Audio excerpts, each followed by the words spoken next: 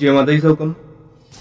मैं कुंवर युवराज सिंह सोलंकी। आज की जो वीडियो है वो एक ऐसे वीर योद्धा के बारे में है जिसके बारे में लोगों को न पढ़ाया गया है न सुनाया गया है। आज की वीडियो शुरू करने से पहले मैं चाहूँगा आप मेरे चैनल क्षत्रिय कल्चर को सब्सक्राइब कर लीजिए और बेल आइकन को दबा दीजिए। आगे आने वाली जो भी जानकारी होगी आपको उसका नोटिफिकेशन समय पर मिल जाए। चलिए शुरू करते हैं आज की वीडियो। जिस योद्धा की हम बात कर रहे हैं उनका नाम था भांजीलाल जाडेजा। इन्होंने अकबर की बुरी तरह से परास्त किया और उसे भागने पर मजबूर कर दिया और साथ ही साथ उसके 52 हाथी, 3530 घोड़े, पालकियां आदि अपने कब्जे में ले लिए। एक वीर, आत्मसम्मानी और बलिदानी कौम जिनकी बहादुरी की कायल उसके दुश्मन भी रहते थे और इनके जीते जी दुश्मन राजपूत राज्यों की प्रजा को हानि पहुंचाना तो दूर की बात है, वो उनको छू तक नहीं था। अपने रक्त से मातृभूमि को लाल करने वाले जिनके सिर कटने पर भी धल लड़ लड़ के झुंझार हो गए।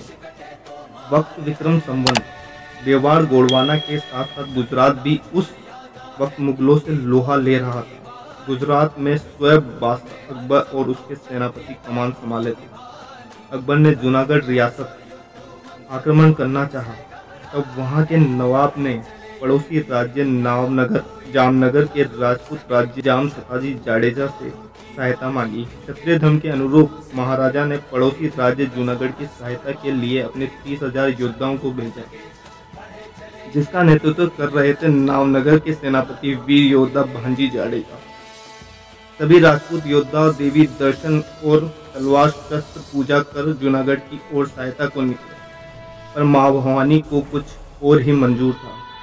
उस दिन जूनागढ़ के नवाब के अकबर की विशाल सेना के सामने लड़ने से इनकार कर दिया। वो आत्मसमर्पण के लिए तैयार हो गया। नवानगर के सेनापति ने वीर भांजीलाल जाडेजा को वापस अपने राज्य लौट जाने को कहा।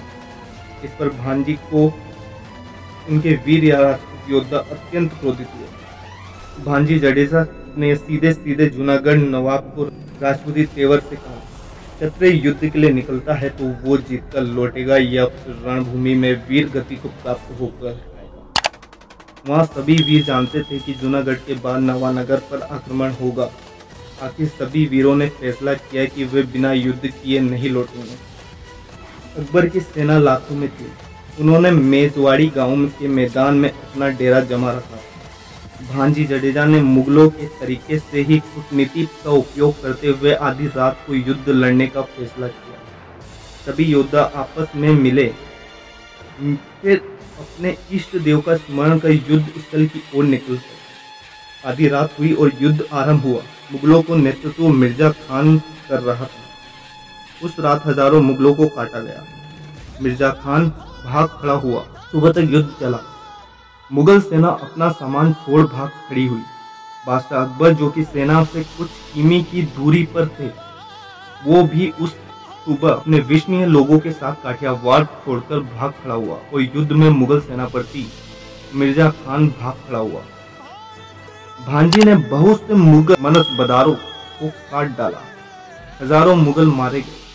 नवानगर की सेना मुगलों को 20 कोस तक पीछा किया। जो हाथ आए वो काटे गए। तो में भांजीलाल जाडेजा ने मजेवाड़ी में अकबर के शिविर में 52 हाथी, 3530 घोड़े और पालकियां को अपने कब्जे में ले लिया। उसके बाद राजपूती फौज सीधा जूनागढ़ गई। वहां नवाब को कायरकर्ता का जवाब देने के लिए जूनागढ़ के किले के दरवाजे भी उखाड़ दिए। ये दरवाजे आज जामनगर में खंबालिया दरवाजे के नाम से जाने जाते हैं, जो आज भी वहां लगे हुए हैं। बाद में जूनागढ़ के नवाब को शर्मिंदगी और पछतावा हुआ।